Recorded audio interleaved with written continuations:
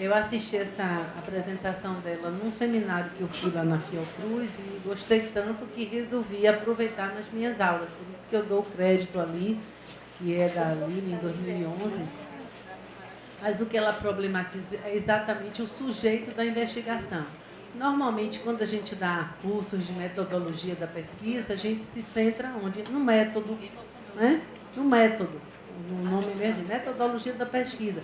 Como se existisse um método pronto, né, que vocês pudessem se apropriar a partir da leitura dos livros de metodologia e simplesmente fossem usar.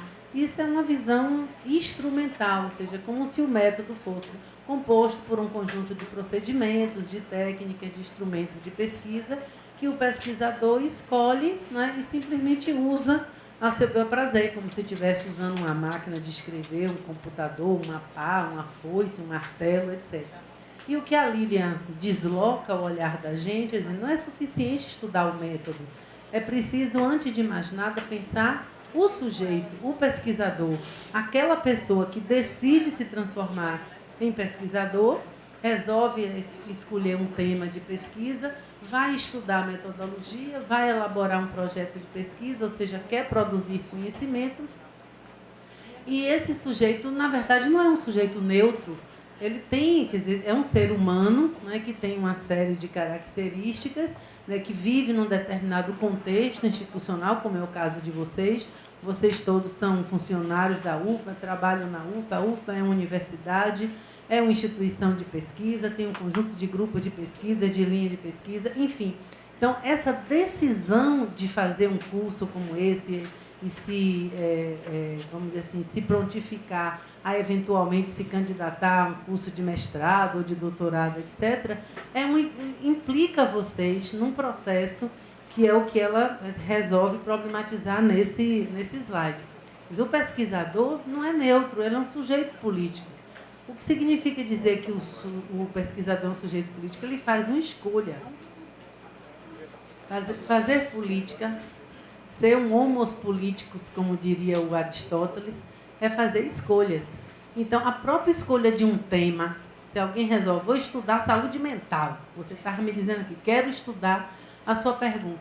Qual é a oferta de serviço de saúde mental hoje na cidade de Salvador? Essa não é uma escolha assim, né, ao léu, aleatória. Isso já mostra uma implicação com a problemática da saúde mental, uma preocupação que pode ser com o quê? Com a política de saúde mental. Está havendo um processo de reforma psiquiátrica no Brasil, com uma desinstitucionalização da atenção asilar e a proposta de criação de CAPs, de residências terapêuticas e tal. Estudar até que ponto a Prefeitura de Salvador está implementando os CAPs, está dando o curso a essa proposta que é fruto de uma luta política de não sei quantos anos, não é?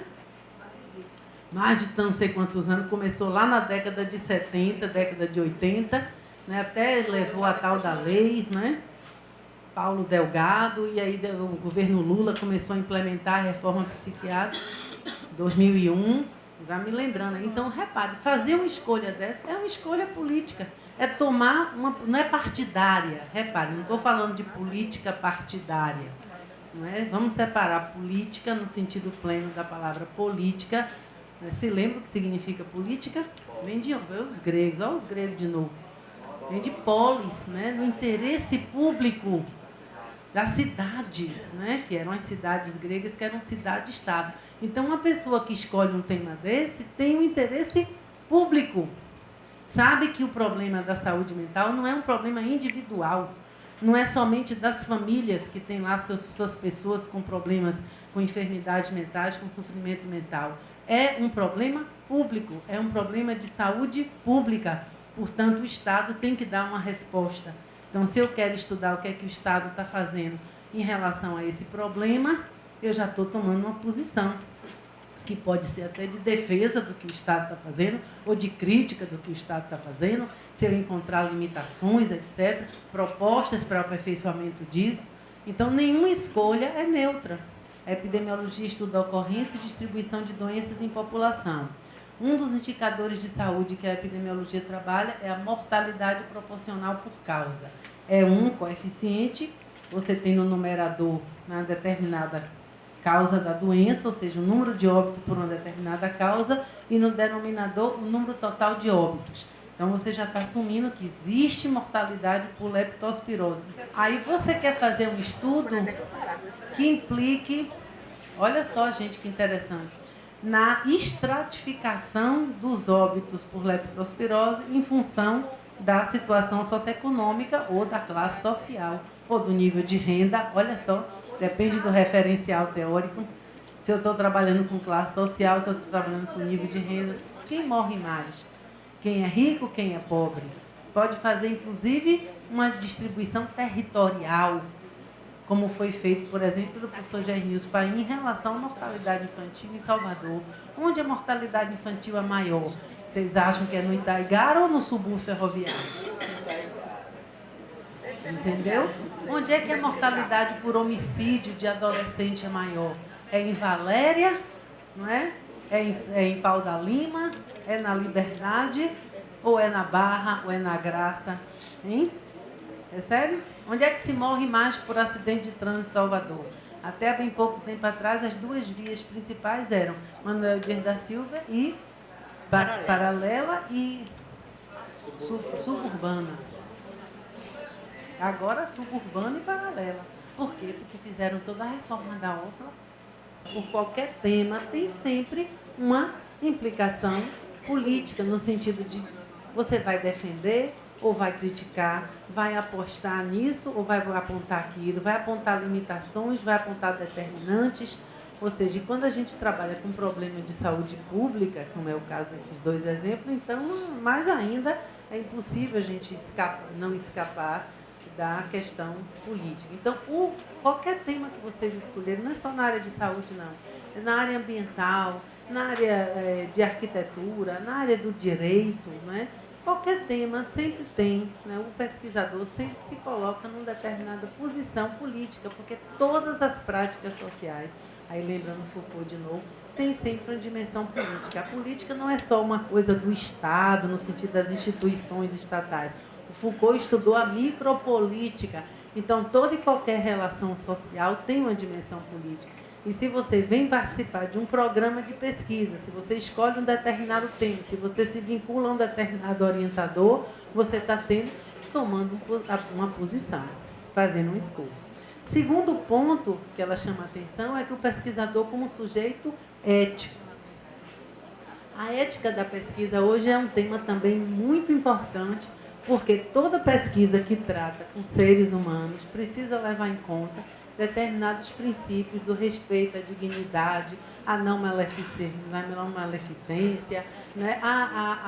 Ao esclarecimento do sujeito da pesquisa sobre o que é que está sendo pesquisado. Vejam só, não se pode fazer pesquisa com seres humanos hoje em dia como se fazia alguns anos atrás, como se fazia no século passado, muitas vezes usando as pessoas como cobaias de experiências, inclusive na área da saúde, experiências terríveis. Tem vários filmes, se vocês tiverem interesse, depois a gente pode passar até o título do filme, mostrando pesquisas que foram feitas, não só no Brasil, mas até em outros países. Tem um filme sobre pesquisa com tuberculose nos Estados Unidos, que eu gosto, às vezes, também de passar para os meus alunos, que mostram coisas terríveis, quando já se tinha um tratamento para a tuberculose testado e aprovado nos anos 50. Um determinado conjunto de pesquisadores conduziu uma pesquisa numa cidade do sul dos Estados Unidos com população negra, sem entregar a medicação correta, ou seja, entregando placebo, uma medicação que não produzia nenhum benefício para a população, só para acompanhar como é que seria o desenvolvimento da doença até a sua fase terminal. Foram 20 anos. E o filme mostra exatamente isso, eles tomando aquela medicação, uma comunidade inteira de uma pequena cidade do sul dos Estados Unidos. A experiência Tuvisi. Virou um filme com aquele Lawrence Fishburne. Você já viu esse filme, né? Pois é. E esse pessoal todo, quando foi denunciado, eles tiveram que responder a uma comissão parlamentar de inquérito no Congresso norte-americano. E por aí vai. Né? Ou seja, a partir de experiências dessa natureza, como também tem no filme Jardineiro Fiel, né, indústrias de medicamentos, utilizando populações africanas para testar medicamentos. Como teve até aqui na Bahia o professor Elcimar Coutinho, usando mulheres da periferia para testar os implantes de progestina. Hoje não se pode fazer isso sem se contar com o consentimento livre e esclarecido das pessoas. Ou seja, é possível você até se inscrever numa pesquisa que esteja tratando uma droga experimental, como, por exemplo, na época do início das pesquisas sobre o coquetel de AIDS, várias pesquisas, inclusive aqui no Brasil, foram feitas em São Paulo, com homens que faziam sexo com homens, né, que se predispunham a utilizar drogas experimentais antes de se ter o coquetel, para tentar ver se prevenia, né, a transmissão do HIV. Mesmo a gente dizendo que o principal era usar a camisinha, né, e para fechar seu corpo, para poder não haver a transmissão sexual do vírus. Mas eles se prontificaram a fazer essa pesquisa, foi feita pelo Instituto de Saúde de São Paulo. Enfim, hoje não se pode fazer sem que se assine, inclusive, um termo de consentimento livre e esclarecido. É muito importante isso. No nosso caso, é uma resolução do Conselho Nacional de Saúde, que hoje à tarde eu vou dar até o número da resolução, para se vocês forem fazer alguma pesquisa que envolva seres humanos, vocês têm que entrar na internet, baixar a resolução e saber exatamente como incluir no seu projeto esses aspectos éticos, né? Terceira coisa, o pesquisador como agente de um método. Isso é o mais fácil. Quer dizer, além de ser uma escolha política, além de se levar em conta os aspectos éticos, o pesquisador escolhe também o método que vai utilizar. Tem várias possibilidades. Não existe o método científico. O método científico, se a gente puder chamar assim no singular, é algo que vem se desenvolvendo, desde o discurso sobre o método lá do Descartes, mas que ele vem, vamos dizer assim, se desdobrando, né, e se aperfeiçoando e se complexificando, inclusive, nos diversos campos científicos, a partir do desenvolvimento das várias ciências, no plural. Hoje de tarde, quando eu apresentar alguns dos métodos, as técnicas, dos instrumentos que podem ser utilizados para a produção de dados, a gente vai ver que provém muitas vezes de uma ciência específica. Por exemplo, o uso de questionário, né, de aplicação de questionário, que todo mundo conhece, porque o IBGE já aplica questionário, já faz censo, já faz aplicação de amostra domiciliar, a gente então recebe pela internet questionário para responder. Enfim, o uso de questionário é algo que nasceu no âmbito da sociologia no século passado. E temos exemplos assim clássicos que também tem em filme. Eu vou sugerir outro filme, não sei se vocês viram, sobre o Kinsey, do relatório Kinsey. É um filme muito interessante com o Liam Neeson. Lembra do Liam Neeson, aquele lindão? O Liam Neeson faz o papel do Kinsey, que era um entomólogo, um cara que estudava insetos e que resolve estudar a sexualidade humana. E aí cria um questionário e aplica o questionário assim, a voluntários de todos a população norte-americana que se voluntarie a responder o questionário, com várias perguntas sobre suas escolhas sexuais, suas práticas sexuais, e publicou um livro chamado Relatório Kinsey, que modificou, ou seja, vamos dizer assim, que foi um marco, né, nos estudos sobre sexualidade no século XX, porque as pessoas, com o sigilo, né, na resposta do questionário, não precisava colocar o nome, as pessoas admitiram várias coisas que nas salas de jantar não admitiam, mas que, respondendo o questionário, disseram que faziam. Então, uma série de coisas que eram tabu, que ninguém conversava, passaram a ser discutidas a partir de estudos como esse. Outras coisas interessantes, até teve uma série recentemente sobre Master Johnson, vocês não viram isso, não? É porque quem se interessa por sexualidade, tem uma série muito...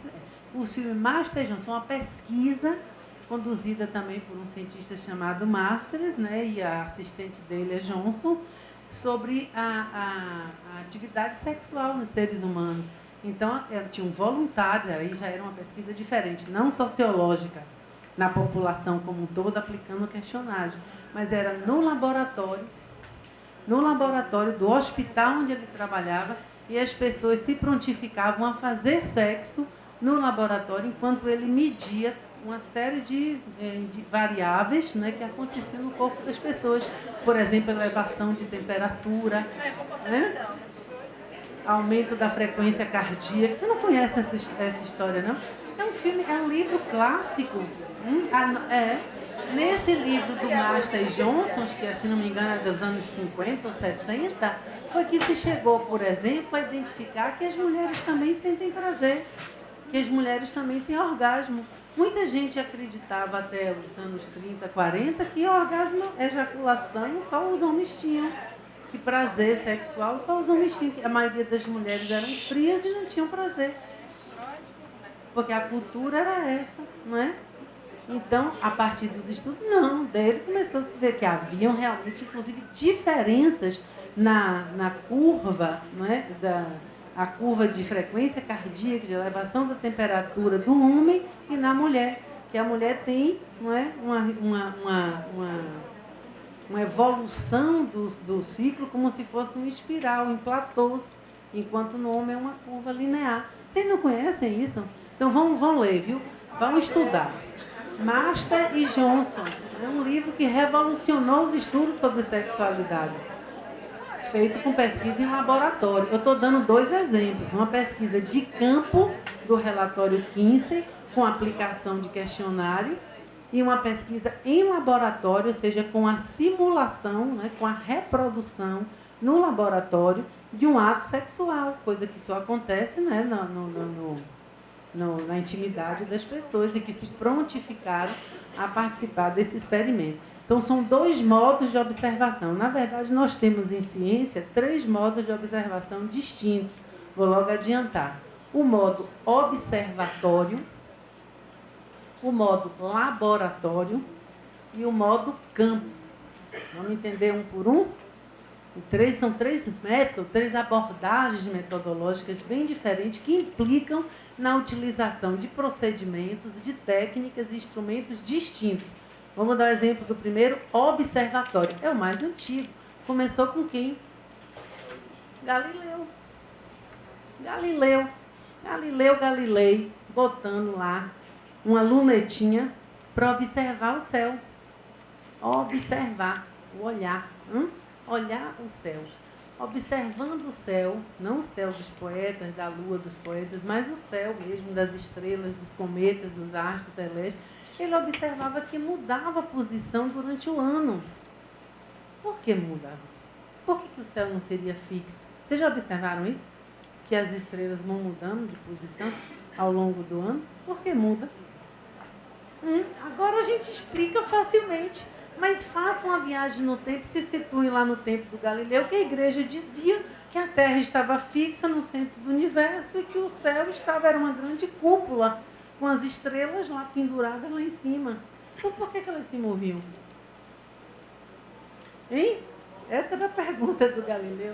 Ele botou a lunetinha dele lá e começou a observar e escreveu o livro das órbitas celestes, né? E mudou completamente a visão que se tinha, que a igreja impunha e que o próprio conhecimento da época tinha, na época que era o sistema ptolomaico, com a Terra no centro do universo, parada, não é? E os astros se movendo. Disse, não, peraí, esse movimento só se explica se a gente considerar que a Terra também está se movendo, que ela gira em torno do seu próprio eixo e que ela gira em torno do Sol. E pensava em órbitas circulares. Precisou, anos depois, o Kepler dizer, não são circulares, são elípticas. Porque se fossem circulares, a gente só teria uma estação do tempo inteiro. Por que a gente tem inverno e verão, primavera e outono? Porque no inverno a gente está mais longe do Sol e no verão a gente está mais perto.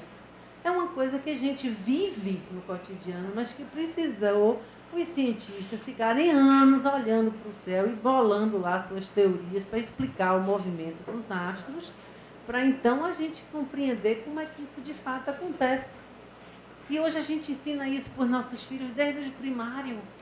Eles já aprendem isso como se fosse, desde sempre foi assim, não é isso? A gente pega um meninozinho lá no primário e diz, a Terra gira em revolução, esses são os planetinhas. Aí ele já aprende, Mercúrio, Vênus, Marte, Júpiter, não sei o quê, Saturno, Urano, Netuno, Plutão. Aí vê lá os diagramas belíssimos, né?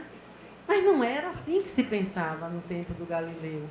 E o Galileu ficou lá olhando o céu e anotando e fazendo desenhos e tal, escrevendo livro. E a igreja ainda condenou o pobre coitado. Disse que era uma heresia e que ele tinha que se retratar. Senão ele ia ficar preso. E o livro dele foi proibido. E só há poucos anos atrás o Papa perdoou o Galileu.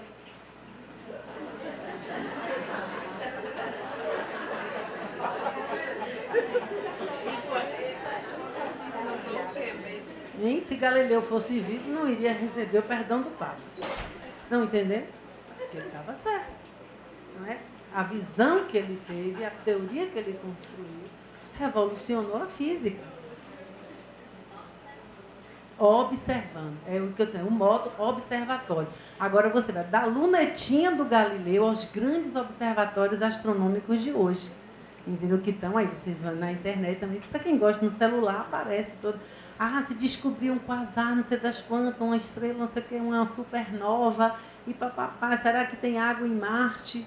São grandes observatórios astronômicos que continuam observando o que se passa no universo, imenso, infinito, que não sabe nem se tem fim.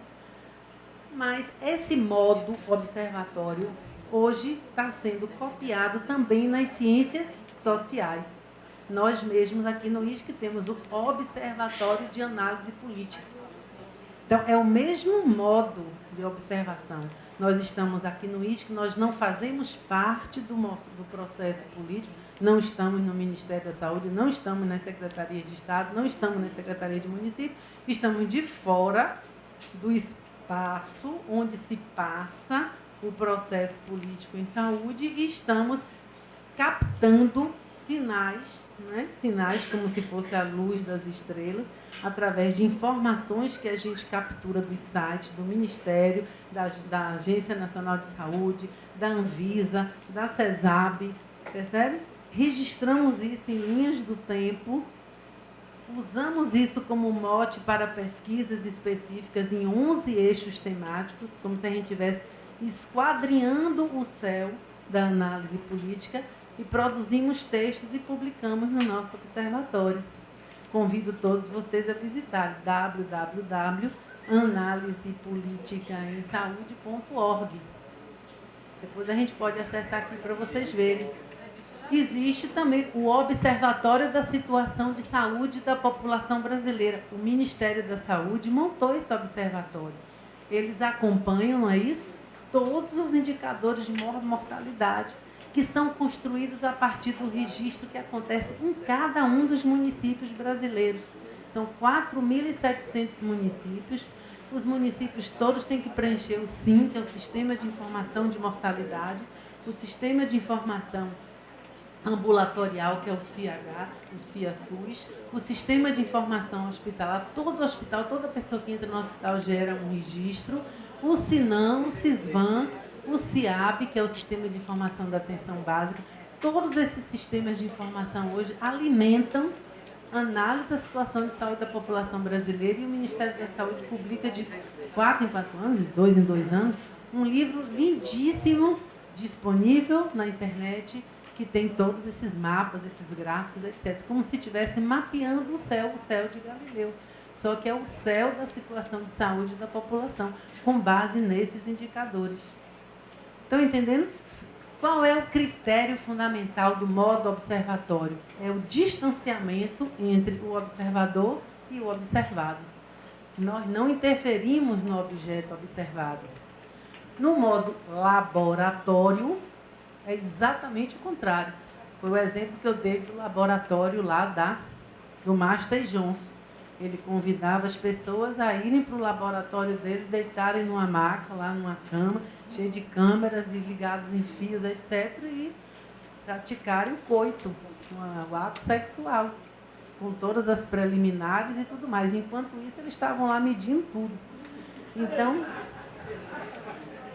já pensou, tinha que ter muita coragem para participar de um experimento desse.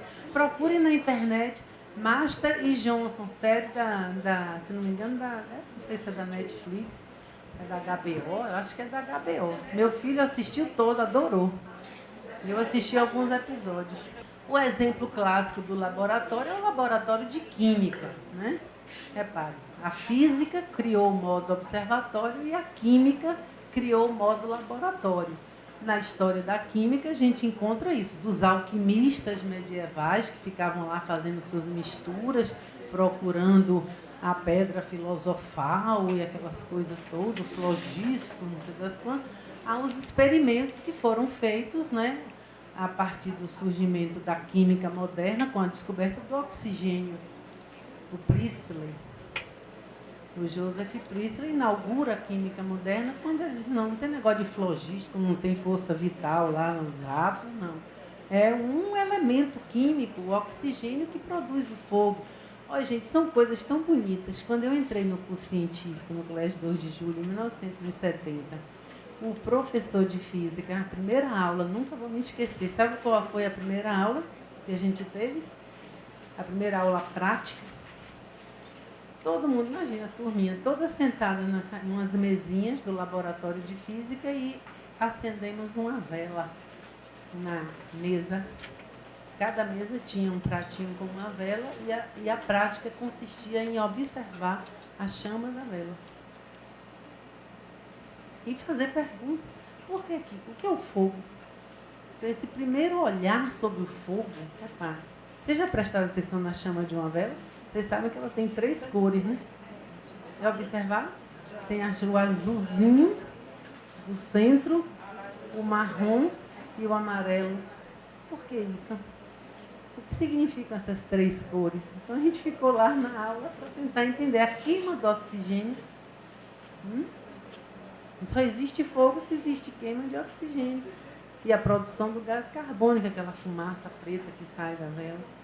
E aí o professor foi explicando para a gente. E eu ficava encantada com isso, porque era um fenômeno que a gente observa todos os dias e que nunca tinha parado para refletir sobre por que acontece daquela maneira. Não tinha nada de sobrenatural, não tem nada de mágico. Então a gente estava ultrapassando o pensamento mágico, mitológico, artístico, poético, não é? Que seria a chama do amor, não sei das quantas, não é? E analisando como acontecia aquilo do ponto de vista físico-químico. A combustão. E sem oxigênio não há combustão, não há fogo, não vá. Por que a gente tem que, os bombeiros têm que, quando vão controlar um incêndio, eles fecham tem que fechar as janelas e as portas para não haver entrada de oxigênio. Enfim, isso inaugura o modo laboratório, ou seja, você cria uma experiência, você recria, na verdade, um fenômeno natural num espaço que você pode controlar. A gente podia acender ou apagar a chama da vela. Hein? A gente podia soprar a chama, apagar, acender de novo, etc. Foi o que aconteceu com todas as grandes descobertas da química ao longo do século XIX, inclusive do Pasteur, né? Que foi laboratório também, o modo de produção do conhecimento do Instituto Pasteur era o modo laboratório, fazendo experimentos, testes, inclusive testes de vacina. A ideia de você. Então, a interferência do pesquisador é total. Ele cria o experimento, ele controla as variáveis do experimento. Ele não deixa nada ao sabor do acaso. Às vezes, o acaso é amigo dele e ele revela alguma coisa que ele não tinha programado, como foi a descoberta do raio-x. Foi por acaso. Vão ler sobre isso, se não gostar. Tem no filme da BBC. Enfim. E o terceiro modo de observação é o modo campo, é o modo do Kinsey. Quer dizer, eu sou um ser humano, eu faço parte da sociedade, eu quero conhecer como é que essa sociedade se organiza, daí nasceu a sociologia, eu quero conhecer sobre a organização das instituições sociais, seja a família, seja o Estado, seja a escola. Então, eu recorto, não é, no meu campo de observação, eu recorto, boto um óculos aqui, um certo enquadramento, não vou estudar tudo, é coisa demais. Eu faço um cortezinho de vou estudar isso, vou estudar a universidade. Então, eu crio uma linha de estudo sobre a universidade. a história da universidade, a organização da universidade, a gestão da universidade, a arquitetura acadêmica da universidade, o que seja. Mas meu recorte é a universidade. Vou estudar a escola pública. Outro recorte, tipo Anísio Teixeira foi estudar a escola pública. Eu vou estudar a atenção primária à saúde no SUS. O SUS é muito grande, mas eu vou estudar só a atenção primária. Eu vou estudar só a atenção hospitalar no SUS. É outro recorte. Tem uma tese que eu vou participar da banca semana que vem sobre a atenção hospitalar no SUS, do Tadeu. Então, o SUS pode ser um objeto, mas a atenção hospitalar no SUS. Vou estudar a atenção à saúde mental no município de Salvador. Então, repare, tem atenção à saúde mental no Brasil como um todo, na Bahia, em Salvador, e só aqui em Salvador, e não só atenção à saúde como um todo, mas só atenção à saúde mental. Ou seja, como o campo de observação é muito grande e complexo, eu vou tendo que fazer alguns recortes. A gente chama assim de recorte. Aí vou estudar esse pedacinho e depois vou acreditando que outros pesquisadores vão estudar outros pedacinhos e, de vez em quando, alguém vai fazer um chamado estudo de síntese. Isso pega um monte de produção bibliográfica, existente sobre um determinado tema e faz uma síntese do conhecimento produzido até aquele momento. Está entendendo? Eu já estou dando vários exemplos de vários estudos diferentes na nossa área, na área de ciências humanas e sociais, porque nós estamos todos aqui na área de ciências humanas e sociais. Vocês vão estudar saúde, educação, transporte, acessibilidade de pessoas com deficiência na Universidade Federal da Bahia. E deu um recorte, aí é um recortezinho. O que é pessoa com deficiência, o que é acessibilidade e como é que isso está se organizando aqui na Universidade Federal da Bahia. Então, eu estou tratando isso aqui, o pesquisador como agente de um método, a construção de objetividade sem neutralidade, porque a opção por esses recortes também revela que não há neutralidade possível. Por que eu vou estudar a acessibilidade da pessoa com deficiência física na Universidade Federal da Bahia? Aí volta a questão da escolha. Então, não adianta. A ciência não é neutra, em nenhum aspecto. Para terminar, o pesquisador, como agente de produção de dados empíricos, o modo câmbio que eu estava dando exemplo, da sociologia, do Kinsey, dos recortes, é o que vem das ciências sociais, da sociologia, da antropologia, da economia, do direito, da história. As ciências humanas e sociais todas trabalham no modo campo. Agora, os recortes que elas fazem são diferentes. Daí, os métodos que usam são diferentes. Por exemplo, a história que Isa lembrou, a história trabalha muito com documento. As fontes históricas geralmente são documentos, a não ser que seja história contemporânea e as pessoas também estejam vivas. Aí você pode até aplicar questionários ou fazer entrevistas, Mas, normalmente, se você pega uma longa duração, você trabalha com documento. Na sociologia, você trabalha muito com a aplicação de questionários. Na antropologia, você trabalha muito com observação. Isso eu vou desenvolver mais à tarde. Mas são métodos que provêm dos estudos específicos desenvolvidos por essas ciências que se constituíram a partir do século XIX. A sociologia do Augusto Comte, a história, a economia política do Marx, do Weber, a sociologia weberiana, tudo vem do século XIX para cá. As ciências sociais têm pouco mais de 100 e poucos anos.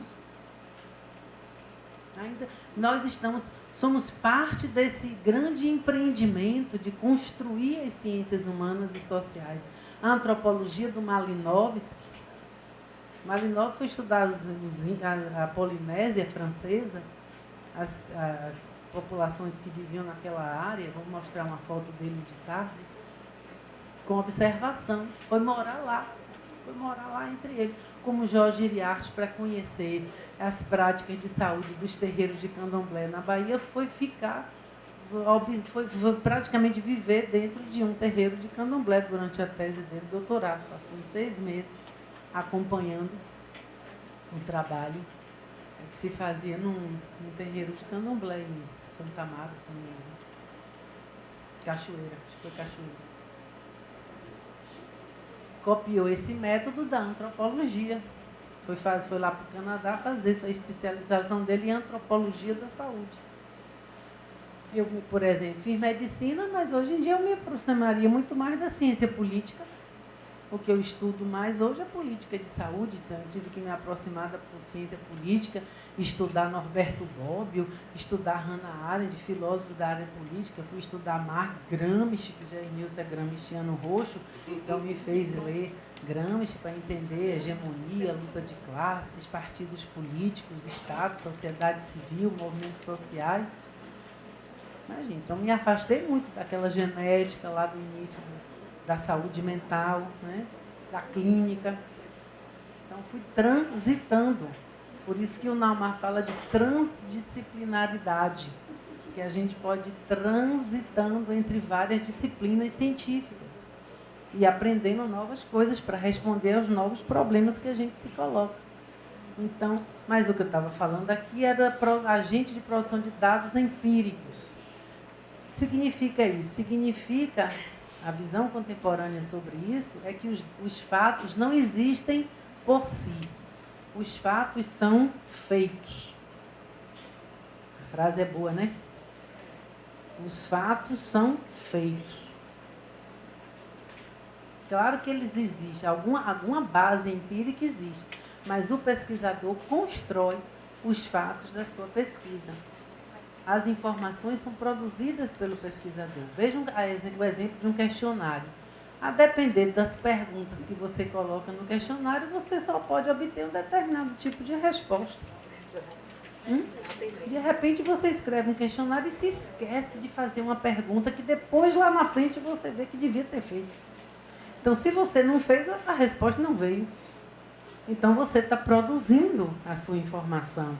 Entendo, você não está só coletando.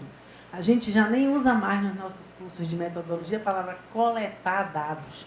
Parece que os dados estão lá e a gente vai lá coletar. Não. A gente vai produzir. Porque a gente escolhe o que a gente quer, de fato, aprender da complexidade da realidade. Se a pergunta é aberta, melhor ainda.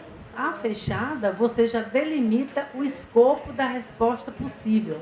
Na pergunta aberta, o nome já diz, você não delimita. Então, a pessoa diz aquilo que lhe dá na telha, aquilo que tem a ver com sua experiência, sua opinião, sua vivência, o que for. Mas aí o pesquisador tem que fazer o quê? Analisar o discurso, analisar o conteúdo, entendeu? Aí tem vários tipos de análise que se pode fazer da fala das pessoas. Tem até a chamada análise hermenêutica, que vem lá do Hermes, que é o mensageiro dos deuses. Lembra aquele que tinha as asinhas nos pés, que trazia a mensagem dos deuses? Então, isso aí é uma seara interessantíssima. Será que você tem que acreditar piamente no que a pessoa lhe responde? Hein? Aí, se você analisa simplesmente o conteúdo, a fala, você está acreditando que a fala corresponde à verdade do sujeito. Mas se você faz uma interpretação, uma análise mais sofisticada, uma análise mais, como diria a Cecília Minaio, hermenêutica, dialética, ela pode estar até ocultando, diz aquilo para não dizer o que de fato quer dizer. Isso em história é fundamental.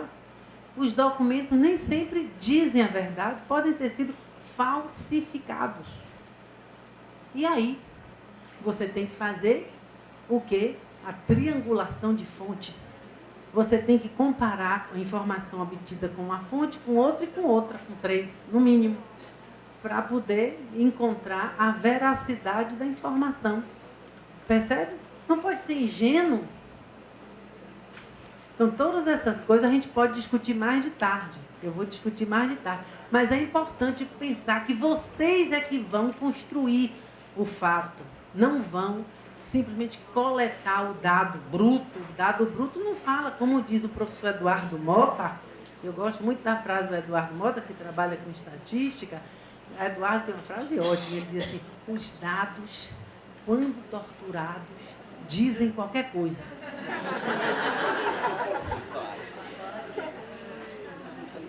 Ou seja, qualquer economista numa linha X outro economista de uma linha Y, pode pegar os mesmos dados brutos e ter uma interpretação completamente diferente. E um dizer, mas a economia está saindo da recessão. E o outro dizer, a economia está afundando na recessão. Entenderam? Estou exagerando, dando esses exemplos bem simplistas, mas é para mostrar como a análise e interpretação dos dados é que é importante, à luz do seu referencial teórico, à luz das suas hipóteses, o que é que você de fato quer comprovar. Ou seja, essa relação, essa tensa relação entre teoria e empiria, o teórico e o empírico. Muitas vezes você vai a campo com a teoria toda montadinha na cabeça e o campo lhe desconstrói. Acontece. E sim. E aí, é para você ficar desesperado? Não. Beleza. Né? Eu vou contar um exemplo interessantíssimo, recente, do professor Jair Nilson. O Jair Nilson está com um projeto aprovado no CNPq, que era um estudo, ele mandou o projeto em 2009, 2011, para atualizar a análise que ele fez do processo de reforma sanitária. Vocês sabem, o livro Jair Nilson foi publicado em 2008, e é uma análise do processo de reforma sanitária desde a sua emergência, nos anos 70, até 2007, quando ele encerrou a pesquisa, que foi a pesquisa dele de doutorado. O livro saiu em 2008. Aí ele mandou um outro projeto CNPq para atualizar nos últimos 10 anos, de 2007 a 2017. Então, quando ele apresentou o projeto, a proposta era essa, fazer um acompanhamento, um monitoramento do processo de reforma sanitária e construção do SUS nesses 10 anos. E uma das hipóteses, uma das perguntas que ele fazia é se haveria ou não uma mudança no papel do Estado nesse momento. Por quê? O papel do Estado em relação à saúde, que foi definido pela Constituição de 88, o Estado é responsável pela garantia do direito à saúde. Está lá, nós aprovamos na Constituição de 88 que a saúde é um direito social. E por isso que o Estado brasileiro, independentemente de governo, independentemente do partido político que esteja no poder, tem a obrigação de construir o SUS. Claro que a partir do governo X ou Y, às vezes o processo avança mais, avança menos. Alguns governos têm um compromisso maior com isso, outros têm um compromisso menor, e é isso que ele está estudando. Só que aí ele veio me comentar essa semana, Carmen, com o impeachment de Dilma, houve uma mudança estrutural no papel do Estado. Até Dilma, o Estado brasileiro, aos trancos e barrancos, se comprometia com o SUS. A partir de Temer, não. Está desmontando o SUS. Está rasgando a Constituição. Entendeu? Do ponto de vista da pesquisa, isso é muito interessante, porque é uma hipótese que a gente não contava. A gente sabia que ia ser difícil, porque podia mudar o governo, o PSDB, PT, etc., mas ninguém pensava que ia entrar tão rapidamente um projeto neoliberal, né, de desmonte das políticas sociais, como aconteceu a partir de 2015. Então, a gente precisa escrever isso rapidamente. Porque hoje a hipótese de Jair Nilson é que o Estado está contra o SUS. Não está a favor do SUS, está contra o SUS. Percebe? E a gente vai escrever isso. E a hipótese mudou. Quer dizer, o campo nos levou até a reformular a hipótese original que guiava o estudo. E, finalmente, o pesquisador como produtor de conhecimento. Aí é uma frase muito interessante da Lilian contra a rarefação teórica no percurso da investigação. Isso ela comenta a partir da experiência dela como professora de metodologia, e eu faço minhas as palavras dela, porque tem muita gente que pensa que fazer pesquisa é só ir a campo, aplicar um questionário, fazer algumas entrevistas, coletar um monte de informação, sistematizar essas informações e apresentar. Aqui mesmo, nesse instituto, não vou citar nomes, às vezes eu vejo um produto final, uma dissertação de mestrado, que o aluno fica aqui lendo trechos de entrevista. Já viu isso? Fica apresentando os resultados sem nenhuma interpretação, sem uma análise maior, sem voltar à teoria. Porque, às vezes, não tem uma teoria bem elaborada. Né? Reduz o projeto apenas à metodologia. E faz parte do processo metodológico você ter um referencial teórico que você pode aperfeiçoar ao longo do processo. Mas é preciso, lá na discussão, quer dizer, a discussão dos resultados é exatamente esse confronto entre o que os dados representam e a teoria que você elaborou, formulou, até para melhorar a teoria. Então, a Lilian chama a atenção de que nos nossos estudos estava havendo isso que ela chamou de rarefação. Sabe o que é rarefação? Coisa rarefeita, esburacada, frágil, não é? Como aquelas nuvens assim, né? Um queijinho cheio de buraco. E ela disse, não pode fazer isso.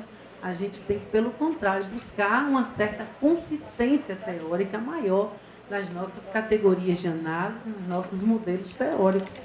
Por conta disso, ela propõe isso que ele chamou de metodologia viva, ou seja, a metodologia como um processo de construção. Não é algo que você tem desde o princípio. Você escreve o projeto e depois só vai executar. Você vai construindo ao longo do processo de pesquisa e vai aperfeiçoando. Então, a palavra metodologia vem de método, né? Significa meta e odos, caminho, viagem, é um caminho. Então, faz esse caminho andar, já dizia o poeta. Então, você pode ir construindo o seu próprio caminho andando. Então, você não estrutura a pesquisa toda desde o princípio, você vai reestruturando a pesquisa ao longo do processo. Isso citando alguns autores aí, o Kant, a mente humana não pode conhecer o mundo sem, ao mesmo tempo, constituí-lo no processo de conhecimento. Isso é o que uma criança faz. Que todo mundo que tem filho aqui pode observar com um certo cuidado, que isso acontece com a criança. A criança vai construindo o seu mundo a partir do momento em que vai vivendo e que vai ampliando o seu vocabulário, a sua linguagem. A linguagem é a forma como ela tem de organizar na sua mente o mundo tal como ele se apresenta a ela. Aliás, o Wittgenstein tem uma frase linda que diz exatamente isso: os limites do meu mundo são os limites da minha linguagem. Eu, às vezes, fico triste quando eu vejo o empobrecimento do vocabulário de meus alunos de graduação.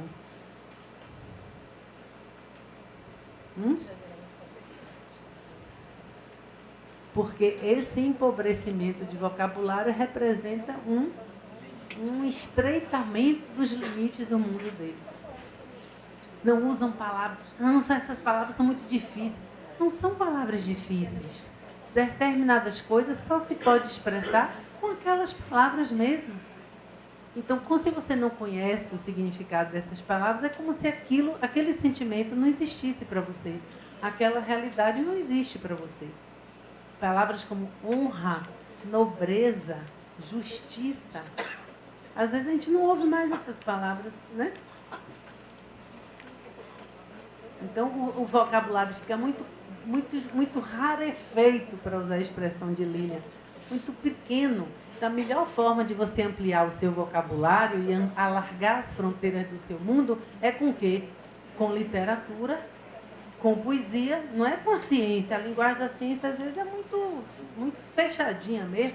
É com literatura. Por isso, no nosso curso de graduação em saúde coletiva, a gente tem 2 disciplinas optativas. Uma que o professor Marcelo Castelhano nos dá com a professora Liliana, que se chama Literatura e Saúde, para ler textos clássicos da literatura universal que tratam de questões de saúde, mas aí é uma forma de ampliar o vocabulário dos estudantes. E outro que é Cinema e Saúde. A gente tem aqui nesse auditório, uma vez por mês, a exibição de filmes, sexta-feira de tarde, que tratam de questões de saúde aberta ao público em geral, com gente para debater. É o Cine Musa. É o grupo de pesquisa Mulher e Saúde usa esse auditório para isso, para exibição de filmes e com comentários abertos ao público em geral. Às vezes você não conhece isso, mas por que a gente faz isso? Faz isso porque a gente acredita que literatura, poesia, vocês vão encontrar poesia colada nos corredores do ISC. Foi a professora Liliana que colou poesia já viram isso aqui subindo pelo ISC? E a poesia, para a gente, não é um simples, vamos dizer assim, enfeite, não é um adorno. É essencial na formação de um pensamento crítico. Por exemplo, eu estava outro dia com Lili, lendo, porque poesia a gente tem que ler em voz alta, lendo Uma Faca Só Lâmina, de João Cabral de Melo Neto. Não sei se vocês conhecem, para mim o maior poeta, o maior poema da língua portuguesa, Uma Faca Só Lâmina. Um poema imenso. E é uma coisa, a metáfora é extraordinária, né?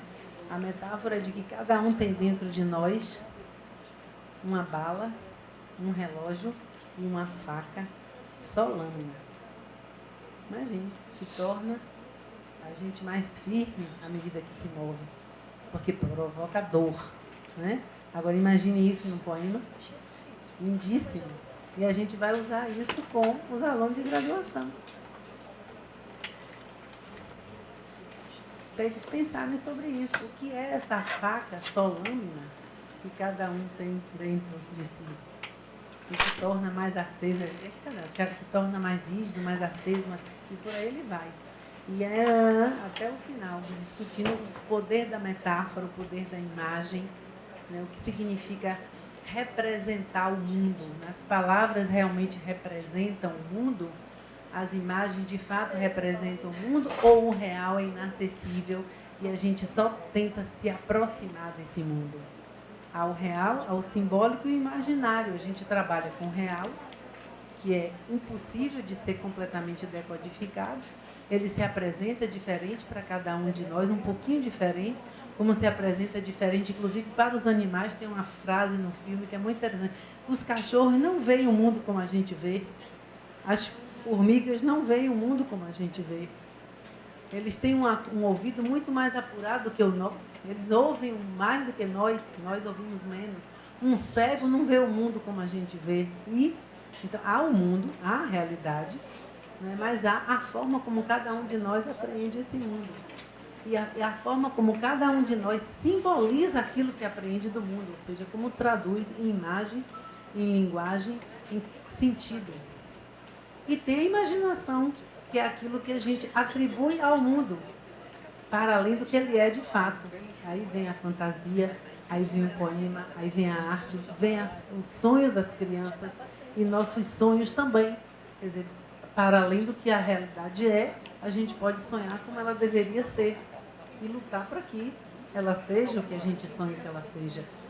Então, nós somos isso, nós somos real, imaginário e simbólico. Isso não estou citando o Kant, não, estou citando Lacan, Jacques Lacan, psicanalista francês, que estudou isso no Borromeu. Essas três dimensões da mente humana estão completamente entrelaçadas. Muito bem. E isso aparece na hora de se fazer pesquisa. Não é por isso que o Boaventura tem essa frase também que eu acho maravilhosa, que todo conhecimento é autoconhecimento. Veja só, veja o que significa essa frase. Conhecer alguma coisa é também conhecer-se, porque a gente percebe os limites até da nossa própria capacidade de conhecer. Já aconteceu com vocês, deve ter acontecido várias vezes, vocês relerem um livro que vocês leram há muito tempo atrás e parece um outro livro? Ouvirem uma música que vocês já ouviram, meu Deus, mas eu já conheci essa música, por que só agora eu percebi isso? Porque a música pode ser a mesma, você não é mais o mesmo. Você mudou. Então ela adquire um sentido novo para você. Encontrar uma pessoa que vocês não viam há algum tempo e de repente, eu nunca tinha percebido que essa pessoa é assim.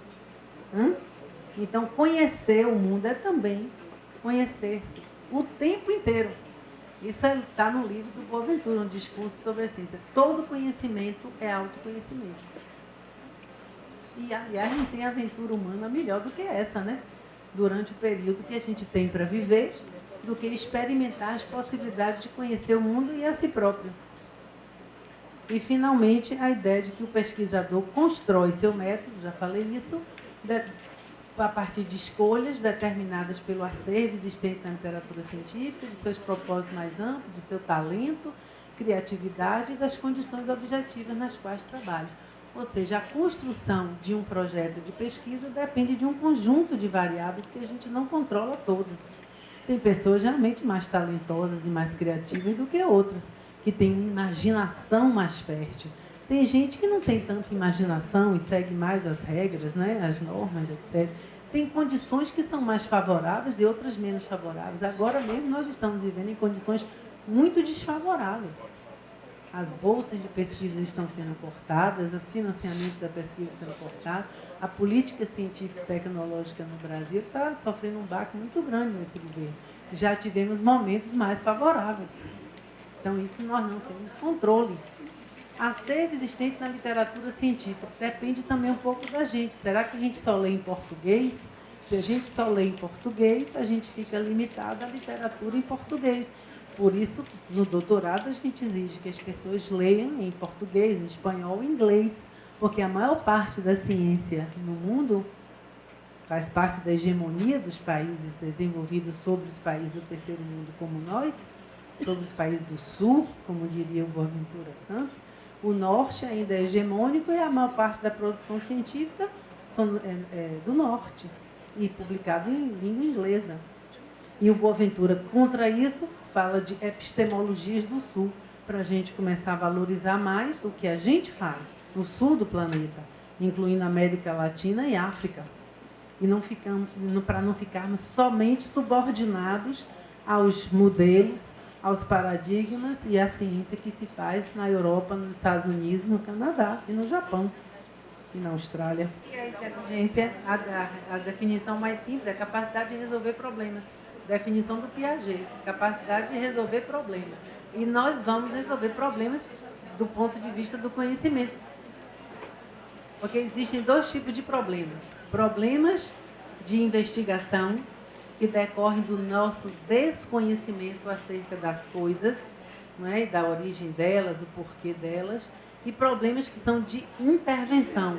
Ou seja, nós sabemos, conhecemos o problema e não temos poder para resolvê-los. Que é isso que a colega está colocando. Se grande parte dos nossos problemas são problemas decorrentes da falta de poder, o que temos que fazer não é pesquisa, o que temos que fazer é nos organizar politicamente para conseguir poder. Entenderam? Isso a gente vai ter que ver de tarde. Tem coisas que a gente não sabe, mas que outra pessoa já sabe, por isso a gente precisa fazer a revisão bibliográfica. Tem coisas que mesmo as pessoas que estudam esse tema não sabem, então a gente vai pesquisar. E tem coisas que já se sabe o que fazer. O que a gente não consegue é mudar. E não muda porque as coisas não se mudam pelo saber, se mudam pelo poder. O verbo, olha, é bom lembrar que poder é uma palavrinha ótima. Tanto é substantivo quanto é verbo. O poder, né? E poder, eu posso, tu podes, ele pode. Nós podemos, vós podeis, eles podem. É verbo, é ação. Não é uma coisa. É um processo. Não está distante da gente, não. Aliás, tem uma frase da Hannah Arendt que é ótima, que você pode usar também nas suas... Ela diz assim, só se percebe... como é? Só quem não se move não percebe os laços que o prendem. Não percebe. Se você está parado, todo amarrado, hein? Limitado, como disse a colega, você nem percebe que alguém está lhe prendendo, que está impedindo o seu movimento. Quando você tenta se movimentar, fazer alguma coisa diferente, criar algo novo, inventar, fazer... Aí que você... Meu Deus, não posso. Olha o poder. Não posso, não deixam, não tenho condição, não tenho como. E aí você percebe que você está preso. Então agora a gente vai passar o filme, mas antes eu coloquei essa imagem só para chamar a atenção para vocês das distorções do olhar. Vocês estão vendo o que aí? Tem dezenas dessas coisas na internet. A professora Maria Caputo catou um montão para a gente brincar com os alunos. Mas é para mostrar para vocês uma coisa muito interessante. Todo mundo está vendo? Olha o olhinho da idosa aqui, ó. Aqui é, ó. Ou é o colar da mocinha, ou é a linha dos lábios da idosa. Pois é, psicoteste, o colega está lembrando, psicoteste usa muito isso, mas para mostrar a diferença de perspectiva, a possibilidade de se observar um determinado objeto sob distintos ângulos, né? E é uma coisa que é constitutiva do nosso próprio corpo. nosso corpo tem essas limitações, né? Os nossos sentidos têm essa limitação. Então, a gente tem que partir desse princípio.